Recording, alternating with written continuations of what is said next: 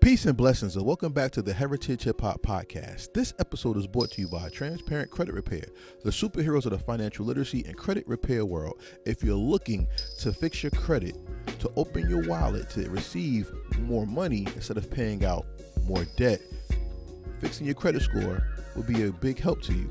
If you're looking to do such, you can contact Transparent Credit Repair by going to www.heritagehiphop.com, and on our homepage you can click the link to fill out an application for transparentcreditrepair.com.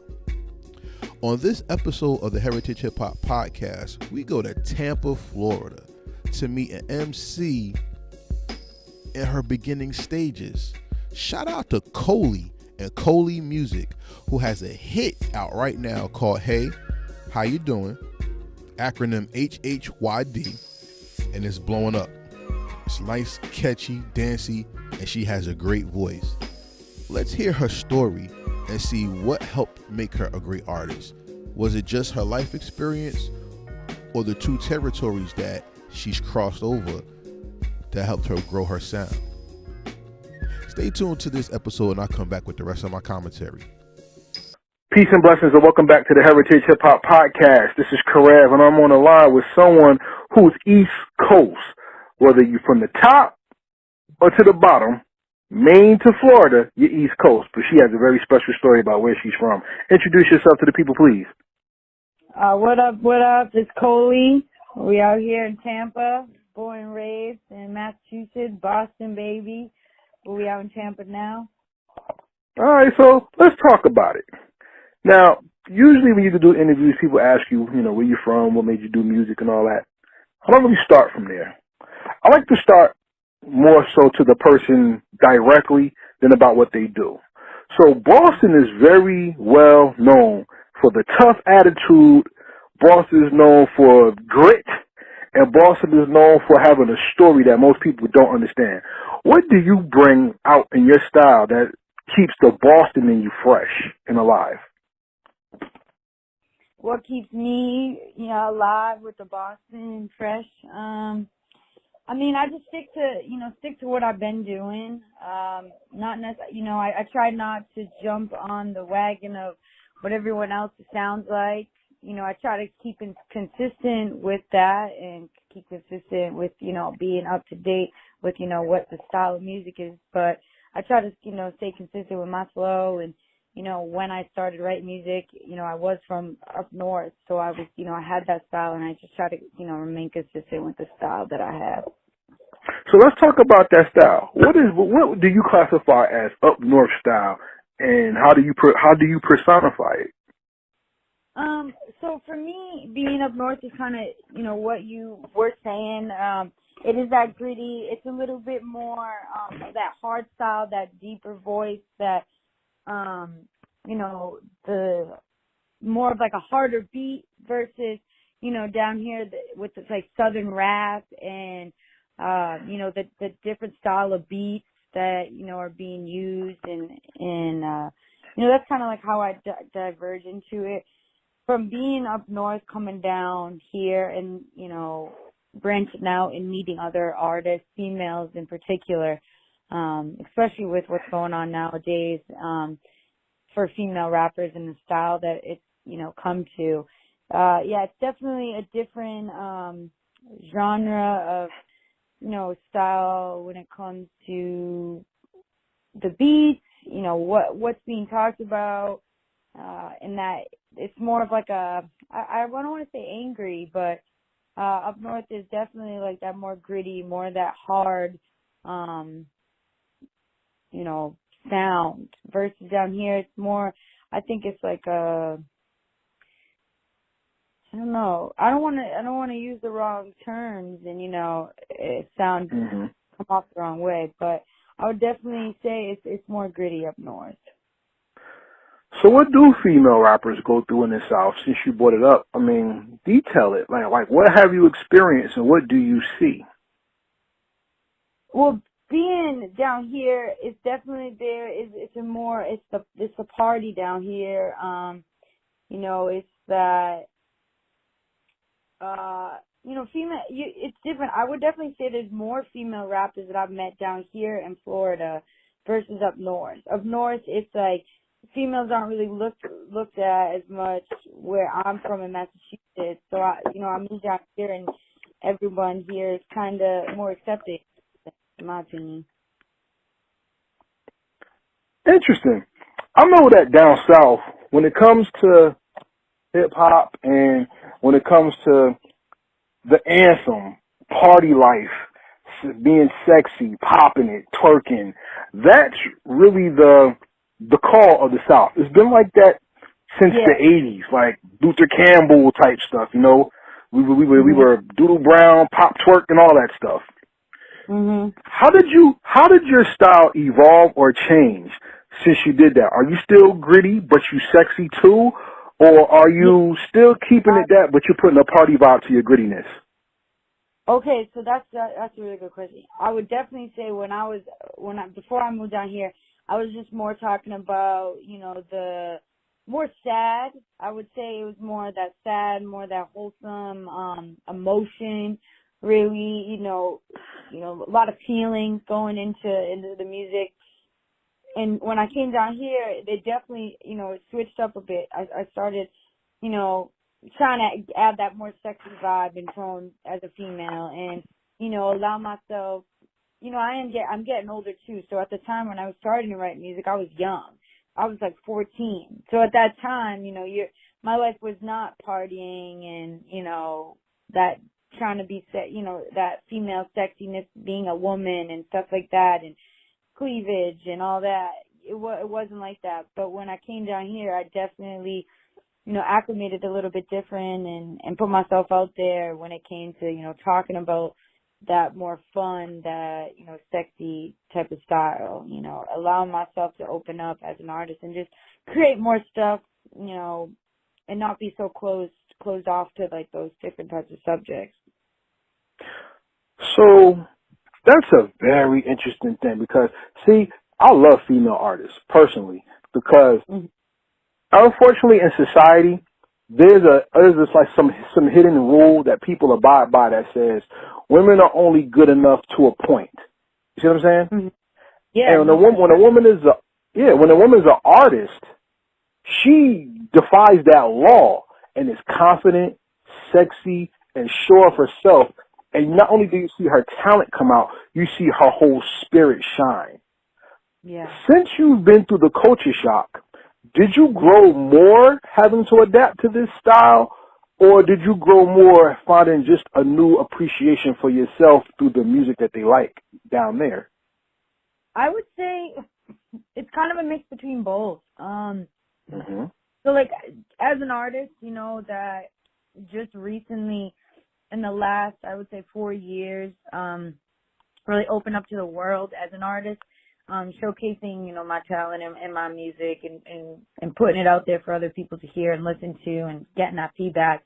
I'm still learning a lot, and I'm taking in everything that I can get, whether it be, from down here where it is the most sourced out for me, or, still in contact with people from, up north, and just really taking in everything. I don't want to limit myself. That's a big thing is like I'm a white female rapper in, a black culture. Hip hop has always been a black dominated culture. It has always been a male dominated culture. And underneath that is, the white male. And then, it's the female. And so being, at that bottom level, I know what I'm up against, and, I don't want to intervene, and I'm just trying to build, my own universal, unique style where, it's okay where one minute I can be emotional and have that feeling and get down with that, or, come back and live up and be, that entertainment, the party, the sexy vibe. And so really just having come down here, it's just taught me to just kind of take it all in and grow and learn and, use different aspects and kind of acculturate them into what I'm trying to do into one universal, unique sound. So that's kind of how I would think of it. I have one more question about Boston. until we focus more on where you're at now. And that question kind of stems from what you just said. Since you said how it's you're a Caucasian female in a melanated culture of music, have you found it harder to be accepted up here by the peers from the North, or has it been easier or harder to be appreciated and accepted by your peers in the South who like party music? I think it's harder to be accepted down here in the South. Tell me why. I just think because when I first came down, I wasn't talking about, sex and and being sexy, and, I might have, been confident when I was rapping, and writing my music up north, but it was a different vibe. It was a different feel. It just wasn't, like I said, that party vibe really until I came down here. And when I came down here, because my style is not like a trap style, that southern style, it might have some influences within it, yes, but because it's not wholly so based on that style, that I think it's really harder coming down here, and especially with one of the records I just released 2 days ago on the 19th. That now I wouldn't consider hugely solely based hip hop track. It's got some pop in it, so it's a little bit different of a record. But when I've been getting in the studio in Orlando, for example, and being introduced to other female artists, I can definitely sense there's like a it was said, that you guys have two different styles, me and someone else, and right now that style is in, that southern female rap style is very much in right now. And so I think it's a little bit harder, being down here, but the opportunity down here I think is greater when it comes to just, meeting new people and focusing on music. I think it's a little bit easier. And also crossover appeal, because I think, tell me if I'm wrong, I've never been to Boston or Massachusetts at all. I believe you would have more diversity down south with, especially Florida, where you have, like I said, you have so-called, quote-unquote, black culture, white culture, quote-unquote, Hispanic culture, Haitians, Cubans. You have, I would think you would have a more diverse plate of sounds to work with. Do you agree? I do agree. I do agree with that wholeheartedly. I think it's just, a learning thing for me, and really delving in more to the culture and the diversity within it. And I do agree, like I said, I do think there's more opportunity down here. As for looking, from my style as is right now, I think it would be more of a legacy up north, because that style that I have, not the, a 2-1-1 or a 1-2-2. It's just like I'm trying to put it in the right words. I guess the analogy's not working out well, but I do agree with you on that. I think it's, I'm still in the early stages of, putting on my stuff and really, like I said, delving into like one style, like figuring out what my style really is. Well, let's go early. Talk about This My Jam, because that's early you, right? Yes. Okay. So This My Jam came out, and that was you being very lyrical. Tell me about that song and where you wanted to take it. That was definitely more of I wrote that, when I was here in Florida. So that my style switched up. I wasn't using such of a club type of beat, and back in the day. And when I found that beat, it something in me, I really loved it. I could see myself like really having fun with that. And then I could see that song, going off in a club, that party mode. So that's where I started to switch, what I was doing and what I was talking about. I'm mentioning, high fashion, and I'm mentioning that, like, I'm that bitch, I'm this, but that confidence came out. It wasn't emotional feelings anymore. It wasn't, that emotional style. It was turned into a party. And I really wanted to turn my music into something for everybody. And more, I was, happier. My life was at a different point. So that song really, just kind of showed like where I was at, in life at the moment, and just kind of where I want to go and stay and just kind of remain happy and uplifted. Well, Colie is an effective artist because she makes the music. But if somebody was to study your growth, as we're putting it today, what makes you a good or great artist, I should say? Not good. What makes you a great artist? Is it your confidence or your competence in the music? I think your competence. I think confidence, everyone is going to lack confidence at one point in their career, I shouldn't say just one point. There's going to be multiple times where you as an artist anyone as an artist is going to not be confident, and they're going to be stressed, and they're going to feel down, and they're not going to feel like what they're putting out is good. Everyone's going to be having those down periods. So I think it's, more or less staying above when you can, and just kind of allowing yourself to learn from it and switch and change and, perfect different things, learn different styles. You're always going to be growing, in my opinion, as an artist. So I don't think, you might be doing really well in 2020 with, what you're putting out, and in 2021, it flopped. The album you put out or the thing you put out flopped. But by the end of 2021, you could, be back at where you were in 2020. So I think the confidence, it's not going to keep you unless, you're continuing your ability to be efficient and, successful, and being capable of just continuing to do music and producing and writing and manifesting everything, Well, then let's speak to your competence in the music. I have to ask you this question because you are intriguing to me with the North and down South thing. Mm-hmm. Competence in music means you know how to use a beat and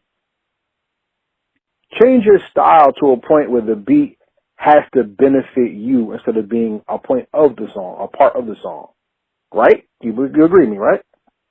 Yeah, I agree that competence is the ability to successfully do something and be efficient in it, yes. Okay, so then let's flip that into this question.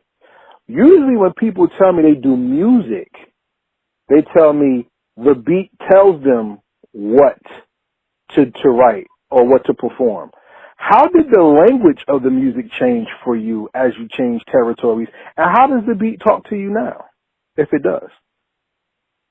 I think the beat comes with feeling, what you're feeling. That's how I go about my music. The thing is, I write music for myself, and I first and foremost write the music for myself. I think every artist does in a general sense, but you write it for other people to, also. You write it for yourself, but you acclimate it for these other people so that when they listen, it feels like they can relate to it as well and feel like they are in the shoes of that, the artist and the author of those lyrics. Repeat one more time the question so I can use it when I'm answering, if you don't mind. I want to make sure I answer No, it it's all. fine. I just want to know because since the competence that you have means you can use the music effectively.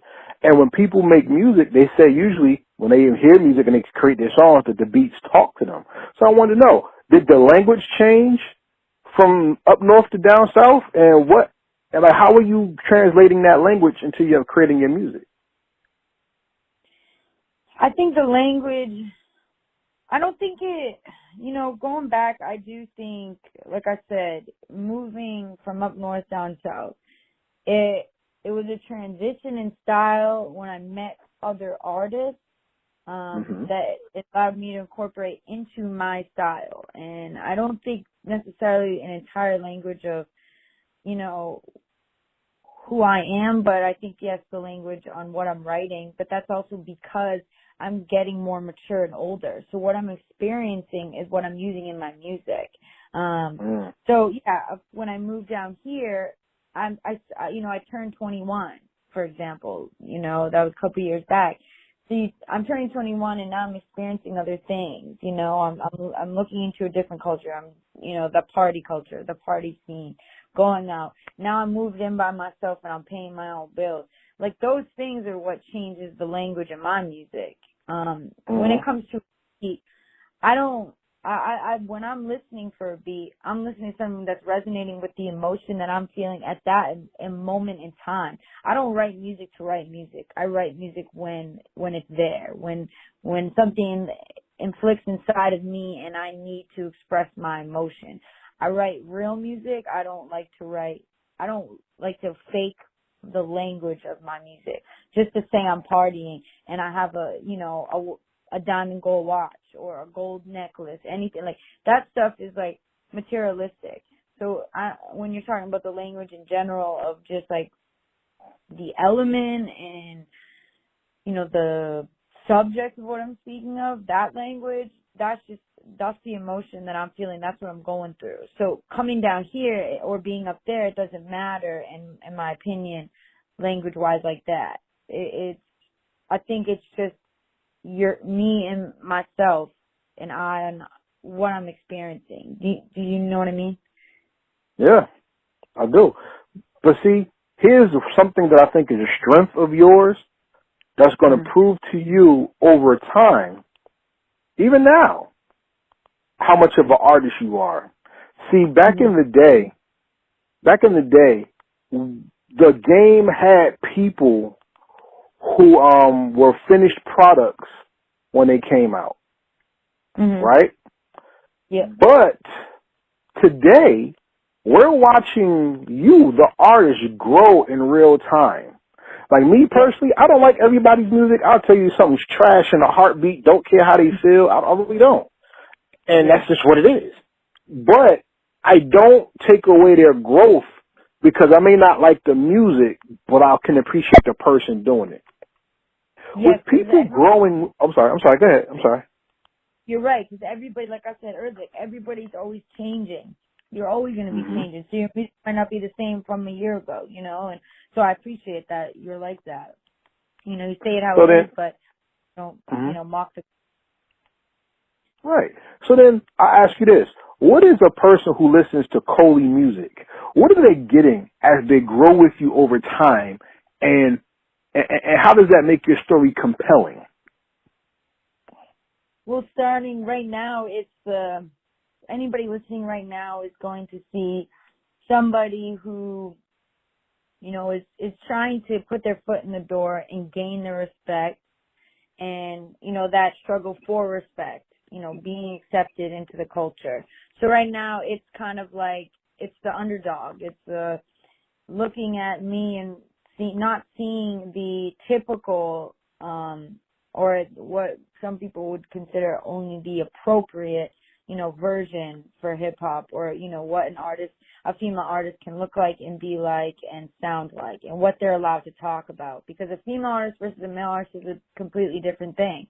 Like a female artist always has to, it's just a different, I don't want to get into that just yet, but, because I want to answer your question, but, no, you're good. Go right ahead, because this is great.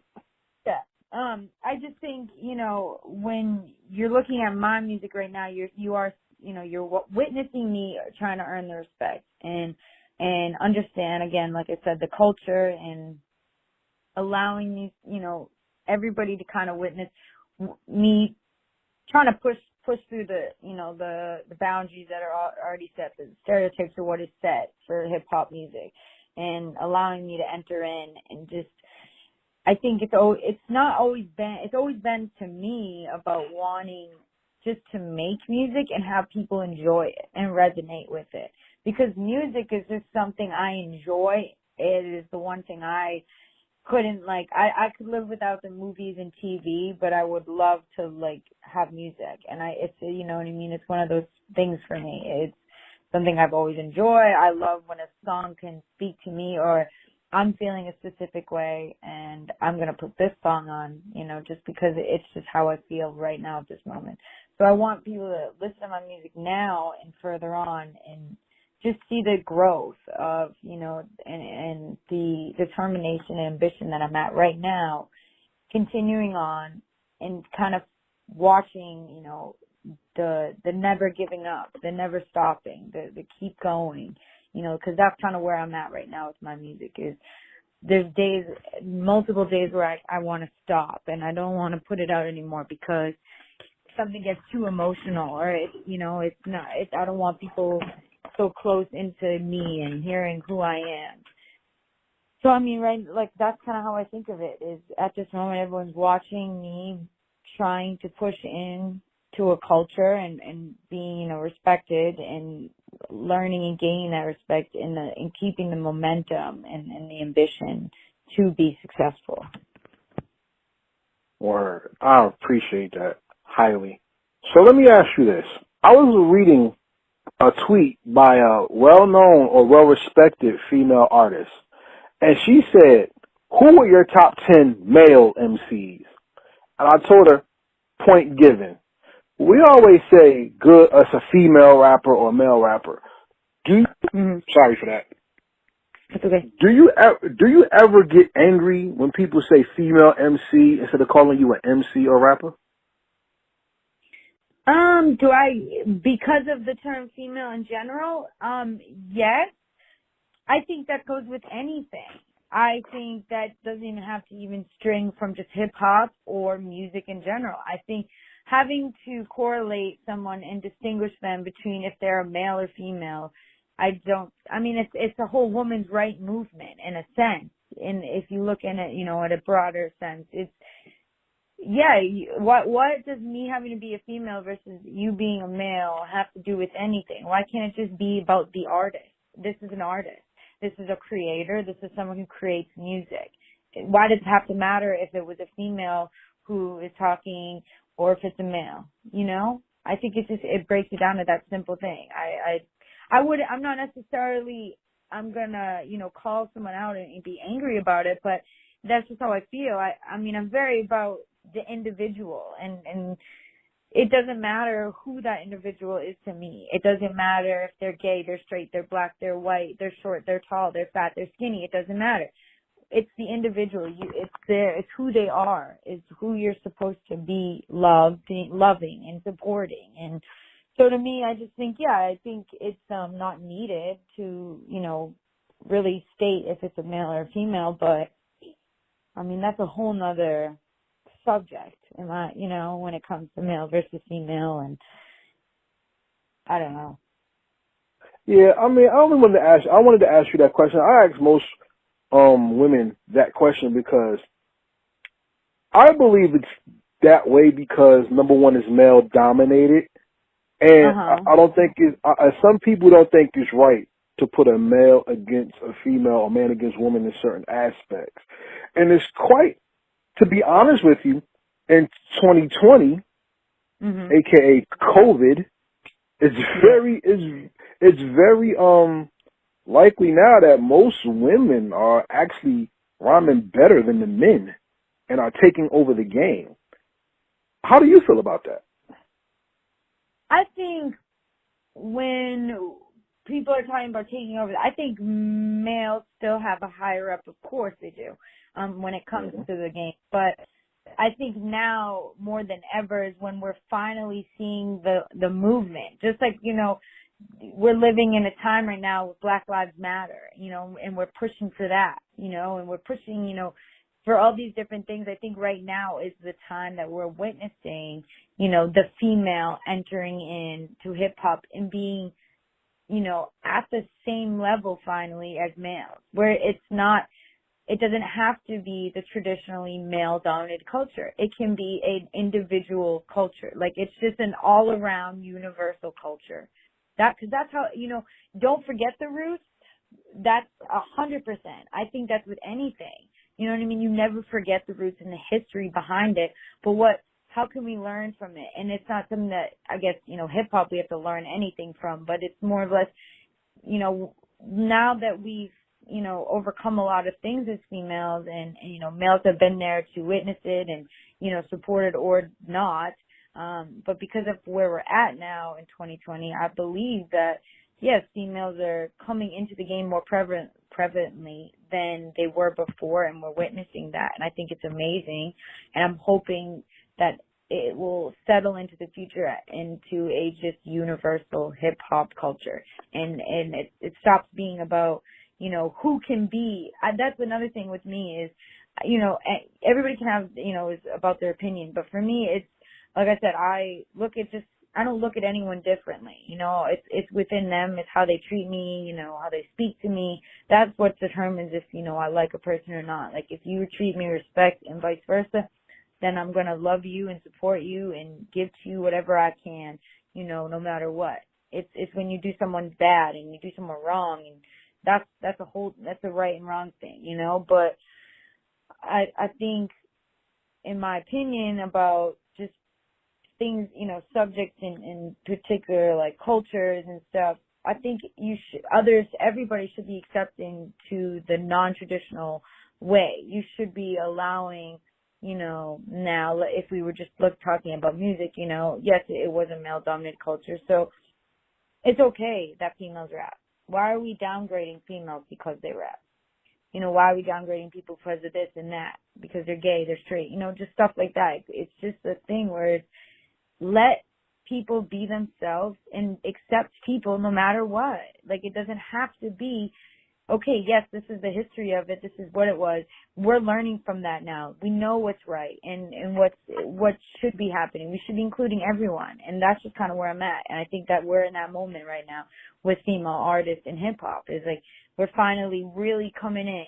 Females are really, really pushing into the game, and it's not just it's going to be 50-50 soon, and versus a 90-10. Okay.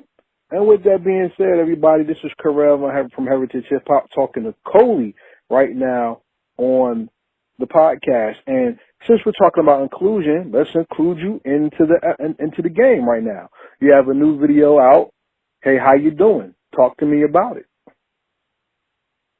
So that song was something that it was a year and a half ago. So I had taken off some time. I would say at least 2 years in this past 2 years, from 2018 to like right before 2020 happened. I was kind of in a more down position. I wasn't in a really good place at the time. So I was writing music a lot, but I wasn't putting it out there. I wasn't really involving myself with anybody. I wasn't doing anything with it in that sense, but it stayed with me. And I would say, a year and a half ago, I wrote this hook, and it was just something fun, but I wasn't in that happy state really. So even though I wrote this hook that I loved, the emotion to write the actual, like the verses and the lyrics, to consider what, the hook was talking about, I just wasn't ready. So, COVID happened. I'm in a really good place now. I look back, I forget about this song. I immediately wrote it, finished it that day, and I thought, I think it's a hit. I think it's a hit single. It's something fun. It's definitely not the angle I want to stabilize and continue at solemnly. Like, I think it's more of a pop hip hop. If, we want to talk about different genres of hip hop, it's more of that pop hip hop vibe. And that's fine. And I love this song, and I love the video. I think it's amazing. I think, it's not, I think with all my music, I think it's hard because, I'm still trying to figure out a style. I don't want to limit myself to things though either. Like I said before, I want to be universal. I want to just make music. It doesn't matter if it's, it's a poppy, or if it's a sad, or if it's a trap. It's just about making music to me. And really just putting feelings and emotions and speaking, whatever that is, because every beat is a feeling, in my opinion. So you might feel a different way when you listen to Hey, How You Doing versus the way I listen to it. But yeah, it's a fun song. It's a all generational song is how I like to see it. It's something that I think you can be 80 years old and enjoy and love, and or you know, because of the sound, the beat. It's jazzy, it's funky, it's groovy. I mean, it's just, or you know, you could be 14, you know, or 25 and listen to it. And that's what I love about the song. And I made it for everybody. It's an everybody song. And that's what I think I've always wanted to do with my music too, is really just make it for everybody and not have to, you know, really limit who can listen to my music. I think that's a huge thing for me, is I've always wanted to make music for everybody, all different types of people, because I love all different types of people, you know, and that's really where it stems from. Well, the one thing I can say about music is Nina Simone said it, and I quote her every time. The artist is supposed to make music reflecting the times that they live in. And being that we're in the COVID era, you made a song for people who want to get out and not be sick. So the song right now is going to do its numbers. I mean, for what I've seen, in one day you had 2,000 YouTube views. Congratulations. You know what I'm saying? And people are tired of being in the house. I know every state has their own lockdown rules and everything, but you gave somebody an anthem to really just have a good time with. So salute to you for knowing the times in which you're living in, because you're reflecting something that the people need, not necessarily want. They need it, because everybody's natural aim is to feel good and to have fun, you know? Yeah, I appreciate that. Yeah, I'm really, I really love, you know, I love it, and I'm happy, and I'm very, very happy for this song. Everyone keeps asking me really how it felt, but this song has been with me for so long, and I'm glad that, you know, it's out and people are enjoying it. I was very, very nervous because that was my first video I've ever released in my life, and it was like a major stepping stone, you know, of, you know, my career as an artist. And I put that out, and I'm already, you know, I got hit in the studio on Monday, you know, finalizing a second track I already have finished, and I just really need to, you know, master it perfectly and stuff and make sure it sounds great. And it's a club vibe, but it's more of a southern style, mixed with the north, you know, and it's more urbanized, and I like it, and I think it's going to do really good with all genres again, but I think it's a little different of a flair. It's a little bit more sassy, and I'm really excited about it. It's called Cut Loose, so that would be another good one. And it's just, you know, I just want to keep putting more music, and just I want to get people's feedback. I just want people to enjoy the music. That is like the biggest thing. You know, I write it for myself, I write it for other people, but to have people enjoy it is a whole thing. You know, anyone can write a song, but to have people actually enjoy it is another thing. Oh yeah, but I mean, as long as you never put yourself in the box, you'll be fine. Because that's the one thing that kills an artist. If you say you're this type of artist, and then mentally, because people always say, I don't listen to what people say, but you actually do. And that's why you have to be careful of who you're around and who talks to you about your art, because somebody could plant a seed in your mind and it'll destroy you. So I want to plant this seed in your mind right now. You're not a box artist. Whatever feels good, do it. Whatever your story is, tell it. Because at the end of the day, it's not their experience that's being expressed, it's yours. And if it comes from the heart and it's sincere and it's good music, it'll do what it's supposed to do. I don't care if you're Beyonce tomorrow or you're somebody else. I don't know, whoever. Whatever you see is not Beyonce, because I'm not going to put anyone down negatively, because anybody that's out, God bless them. I'm just saying, listen, you have the makings of something that's very, very, very interesting, very pure, very, very dope, you know. And Hey, How You Doing is something that will be on heritagehiphop.com. Everybody listening, it's on there now, but actually, if you're listening to this when it comes out, and enjoy the music, you know, enjoy the art. And that's one thing I want to ask you as an artist that I really need to know how you feel about this. In America, we do not appreciate art. We're like, if I hate to say it, but we're addicts. We're like crackheads. We want the newest hit every day, on a minute, on an hour, time after time after time, and we don't appreciate the art. Yeah. How did you know your music was appreciated, and what was that feeling like when you first understood it? Oh, I could tell you exactly. It's really the reason why my music's out right now. So where I grew up in Mass, it was definitely a very judged community around me when I was growing up, and definitely me rapping was not something that most were accepting or supportive of. That is for sure. And I remember I was a freshman in high school. I've always wrote music, you know, I kept it to myself, you know, I only my best and closest friends knew, and, you know, that was it. So I started posting, you know, different lyrics and verses and, you know, bars on my Facebook. This is when, you know, Facebook was there was no really Instagram yet and all that. And, I was just writing, you know, different stuff about, you know, my days. I was a freshman. It was a different, you know, school, all this stuff. And it received the worst feedback in a sense of just being, you know, judgmental. It wasn't like this is trash or, you know, it was just like kind of laughing just at me, just doing something that was different that no one else was really doing, and it was being judged and looked down upon for just enjoying something that I love to do. So I stopped. I was so embarrassed after that. I lost all confidence and, you know, even showcasing or even considering and calling myself an artist, you know, and that was, you know, that stayed with me for 5 years. However, you know, I continued writing music. I just enjoyed doing it. It's always been a part of me. And I moved here to Tampa.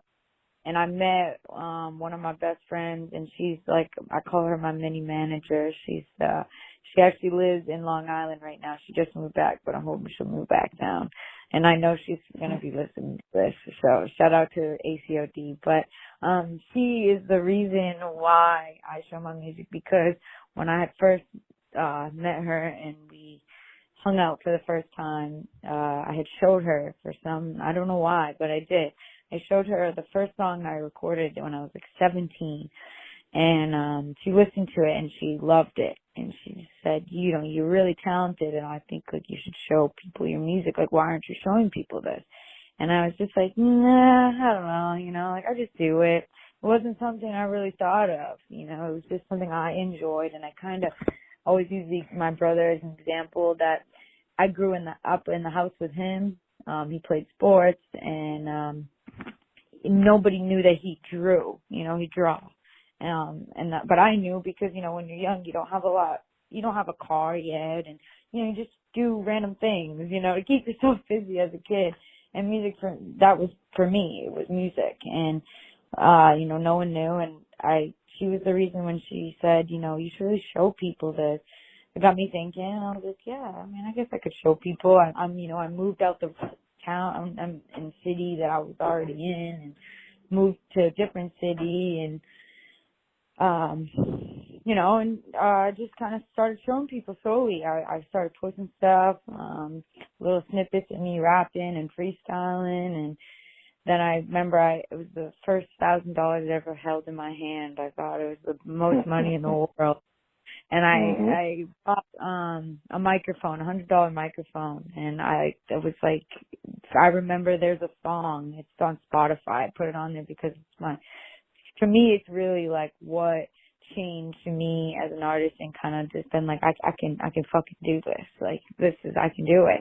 And it's called Dollar Bands, and I had recorded Dollar Bands. I lived in this very, very small apartment with 2 other girls. I think my bedroom was like, I don't know, no more than 100 square feet. I don't know, it's nuts. And I recorded that song.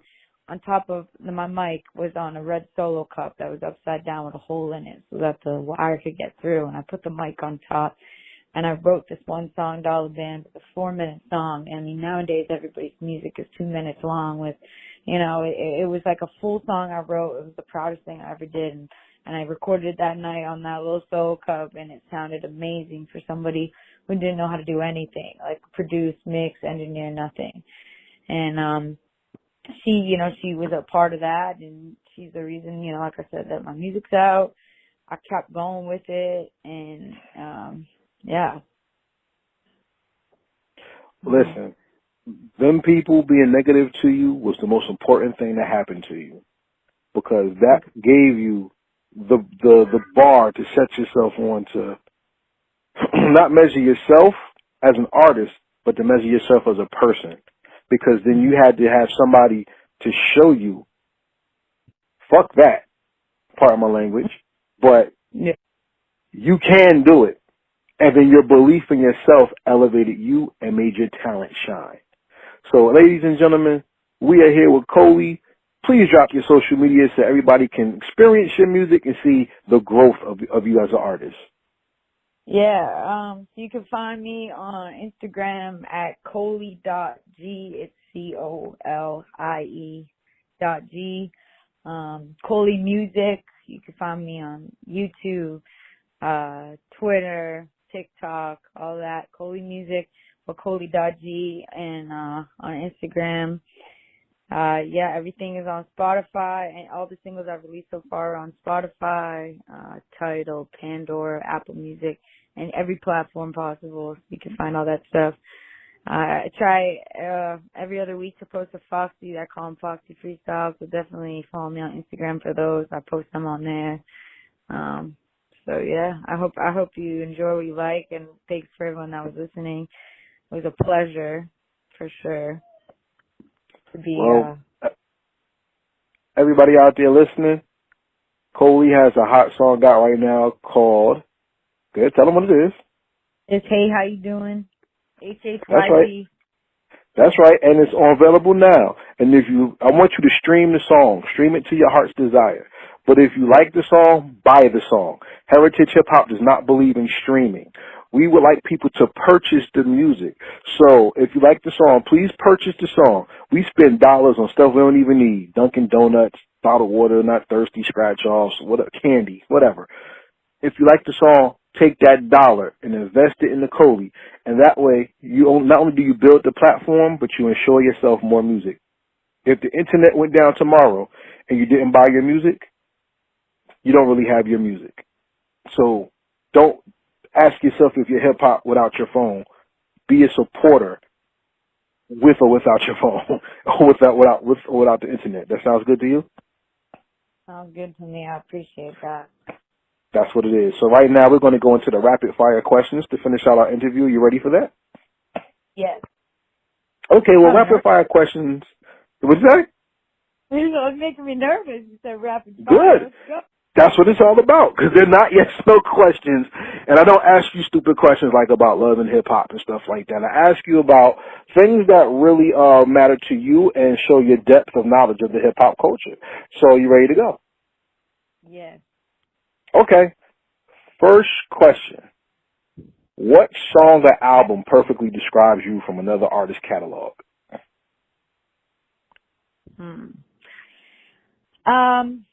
Super Duper Fly, Missy. Really? You super duper fly over there, huh?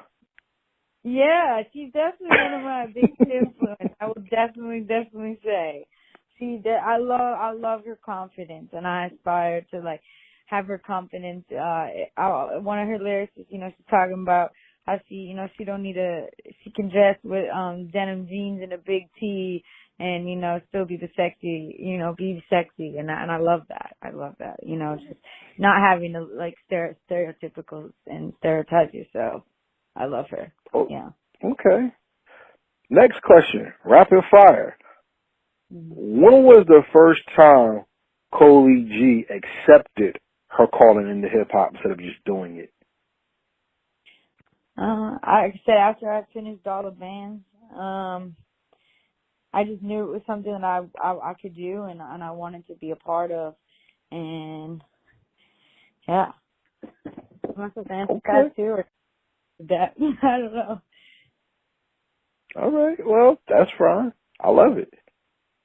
Harder question.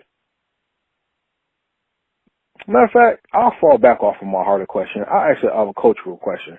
Remixes are made when people want to put the song back out, you know, or add someone to a song, you know, change the beat or something, you know. What's the greatest remix you've ever heard? What's the greatest remix of all time to you? Greatest remix of all time. Oh man, this is a hard one. Mm-hmm.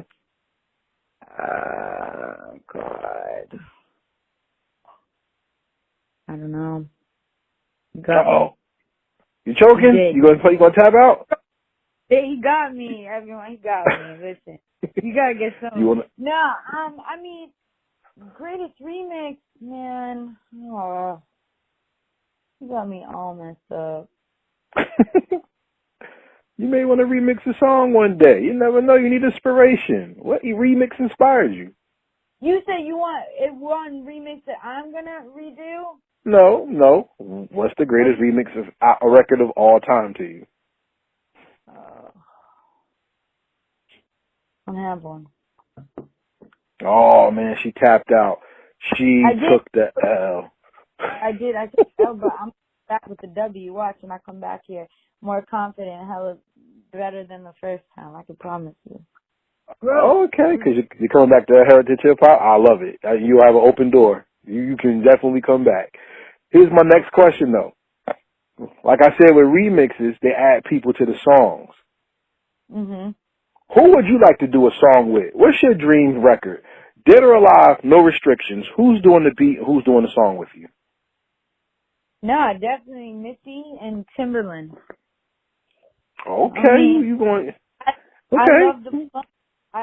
My mom, she had me listen to Casey and the Sunshine Band, and when I was real young, and they were like a big influence just because of like their that funky disco, that groove, and I think Missy continued that, in hip hop with her music.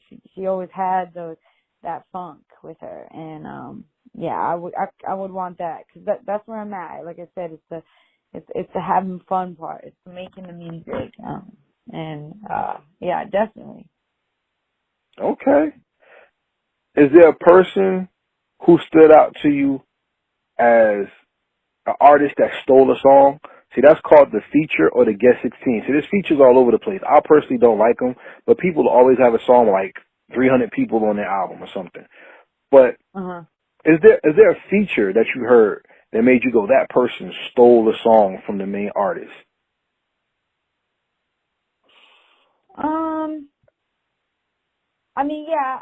Would you consider like Hard Knock Life by Jay-Z like a remix? No, because it was by...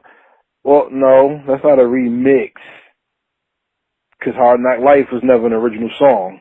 It was his song. I mean, like I said, if you want to go back to the remix question, a remix like Flavor in Your Ear remix. One More Chance was a remix from Biggie Smalls, rest in peace. You had Redman, Can't Wait.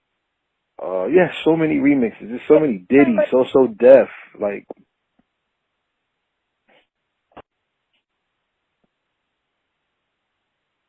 Hello? Yeah, I'm here. No. No, are we still talking about a remix or a feature? I said the feature. I was like, wait a minute. So I was like, okay, one feature that I think someone stole the song. Yeah. Man. I don't know. I'd say maybe Otis with Kanye. Who was the feature? Kanye, Jay-Z with a group. That was the throne. You got me all. You know what? I'm gonna brush up. You tapping out again? I'm tapping out. Uh-oh, I got two in one interview. This is the first.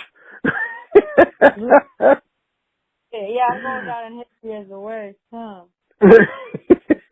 Nah, not the worst.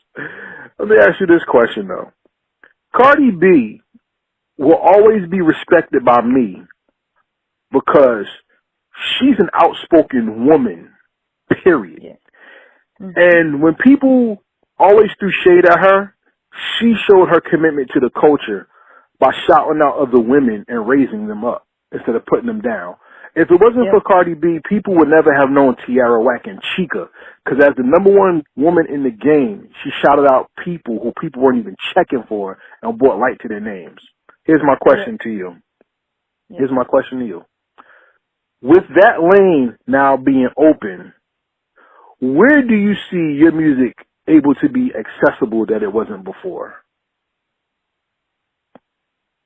So you're saying with the lane of females being, or like females shedding light on other females, is that what you're asking? Everything. You can take any way you want it, because both sound great.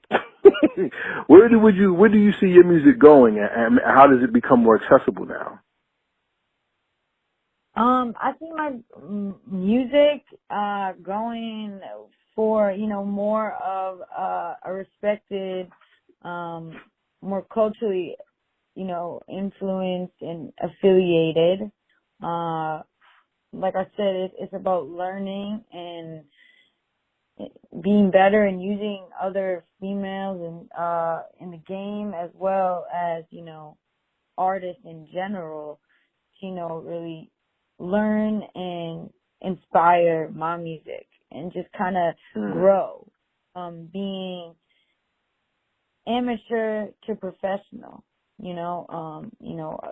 from, amateur to a legend in a sense. It's just like, really gaining that full potential that, all of us can, access, and just, really being as, I want to say, more or less like more, I can't even think of the word, included and naturalized with everything, So just kind of watching it grow into. So where would you like to go? Where would you like to go in the world and hear your music? Now, it would just shock you if you heard it there, but where would that place be? Like a store, you mean, and something like that? Is that what you want to hear your music in the stores? No, I want to hear my music on the radio. I want to hear my music in the movie. I want to see, that to me, I always said is if I ever heard, like, I have a lot, I have a really long way to go. I know I'm not, I haven't reached my peak whatsoever, and, but I think whenever when I hear my music on the radio, that is when I know that, it's being respected and people are enjoying it, and it's gained its, fans and, respect. And so that to me, but even that doesn't distinguish, reaching a peak. That's just saying, that's where I would love to hear my music. That I think when you hit the radio, when a track hits the radio, it's because it's well liked. That doesn't always mean it's the best, but it's it's well popularized and people are enjoying it. So is that mainstream radio, internet radio, all radio? All radio. Okay. Glad to hear that. So with that being said, everybody, this is Karev with Colie, and I'm going to ask her the most important question of the first interview. Once again, we said she has an open door policy because she wants to make up for the 2 questions she could not answer, which is fine. Look, I'll give a very different interview for most of the people. You can understand that, can't you? Yeah. And I listen to your music. Yeah, and I listen to your music, so that's why it's like that. I'm not somebody who just asks you the same 13 questions when you come by. You know what I'm saying? Yeah. Somebody has to challenge me, and I appreciate you challenging me because, when I leave this interview, there's a lot that I need to, that I need to be ready for, and I do not, I'm not, unhappy. I'm very, very happy that you challenged me, and I appreciate it. So like that, like word to you for real. Well, thank you. Like I said, you always have an open door, new singles, new projects. We're not a platform that says you got to be hot to be talked to. No, as long as you have a story to tell, you have the right to talk. Heritage hip hop is about us being God's heritage, because hip hop comes from God. God made it social, which means we have a right to be taught, a right to teach, and a right to learn.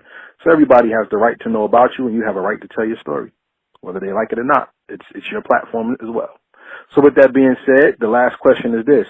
1,000 years, Colie will not be on this planet anymore. We do not wish any death or any harm or anybody in your family, your loved ones, or anyone, especially in COVID and in the social injustice world we live in. So please, let's put that first. May the Most High bless you and your family and your loved ones totally so that no harm falls on you, okay? Thank you. Yeah. But 1,000 years from now, somebody's gonna be walking down the street, and an alligator is gonna bust out of a damn bush, and someone's gonna jump into the window of a building, and they're gonna uncover a time capsule. And in that time capsule, your music is in there. And they're gonna take it home, and they're gonna ask their old school teacher or whatever, what did they used to play music on? And they're gonna pull out an MP3 player, and they're gonna put your music on, all right? Because they don't use those 1,000 years from now, all right?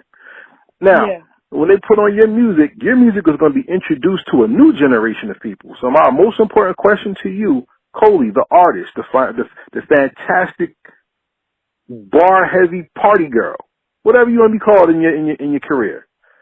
Yeah. The most important question is, what is the legacy that you left on the world that made the world better because you did music? I want to use my music, and I want people to take from my music the all-around love that I have for people and in this world. Take individuality from it. Take fearlessness from it. Confidence. I want people to listen to it and feel that they're never being judged for something that they enjoy doing, no matter what they look like. I just want people to really just take, like, almost, if we use one word, it'd be like an equality, in a sense of allowing yourself to just be yourself, individuality, and loving who you are for who you are, and just really keeping a smile and keeping above, the judgment, and always staying committed and ambitious, and being a dreamer, and being a person who loves. And that is really what I want people to take from it. Just really, really believe in a good happiness and love and peace. And that's really what I want people to, learn right now too. Well, for everybody out there listening, if you know about old school hip hop and how we got down, love is the message. And if Colie's giving you love, take it, because she has a lot of love in her heart. She puts a lot of love into her craft, and you will love her music if you give her a chance. So we ask you, give her a chance. With that being said, this is Carrera from Heritage Hip Hop with the fabulous, fantastic Miss Colie of Colie Music. Shout out to UTG. We say peace, and we out. Thank you for listening to this episode of the Heritage Hip Hop Podcast featuring Colie of Colie Music. UTG, stand up. And you can check out her video HHYD, Hey How You Doing, on YouTube right now. Heritage Hip Hop is all about opening a platform to people to voice who they are, share their music, and to give people inspiration through their stories. We are delighted to have Colie here, and we thank you for stopping by. This episode of the Heritage Hip Hop Podcast is brought to you by Transparent Credit Repair, the superheroes of the financial literacy and credit repair world. If you're looking to fix your credit score and to come out of debt, to receive more money instead of paying bills, go to www.heritagehiphop.com and click the link on the screen and fill out an application and let them know that you're willing to change your life and change your financial situation. Before we close out this interview, I'd like to say thank you to everybody who watched the Heritage Hip Hop Awards. Thank you so much. It was a great, phenomenal experience, and we can't wait to do it again next year. Shout out to the team that makes everything possible. Fatty's Place, FADDYSPLACE on all social media. DJ Big A, who's AHDAYAR on YouTube. Shout out to Lex Diamond. Shout out to Firejaw. Shout out to Michael Bradley. Shout out to you and everybody who listens to the Heritage Hip Hop Podcast. To follow us and to help secure more Heritage Hip Hop, you can follow us and subscribe to the website, www.heritagehiphop.com, where we have our new Heritage Hip Hop playlist. We have a donate button if you would like to donate some money to the movement. right there. We have a Cash App, $Karevyyah. You can follow us on YouTube. So make sure you go to our YouTube, Heritage Hip Hop on YouTube, hit the subscribe button, also the notification bell. We have a little thing going on right now where if you're a member of the website and you are a member of the YouTube page, at 1,000 subscribers, we're going to have a giveaway for a PlayStation 5. That's right, PlayStation 5. So stay tuned because we're going to do some big things within the next year. I also like to say look out for our sponsors getting bigger and new shows coming. We have the Big A Show season 2 coming soon, and you also can see Karev, that's me, on Goodfellas TV. Shout out to the Goodfellas out there. So with that being said, everybody, thank you for tuning in. Thank you for growing with us. 2020 year for us was great. 2021 is going to be even better. Before we get out of here, I want to say rest in peace to Chadwick Boseman, the Black Panther. Even though the character will live on, we lost a man who made a great, impactful difference in the world. So salute to him and his family.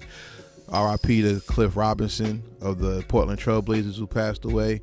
And to everybody who's lost somebody this year, may the Most High heal your pain and those people find peace. So with that being said, this is Karev from Heritage Hip Hop saying peace. And we out.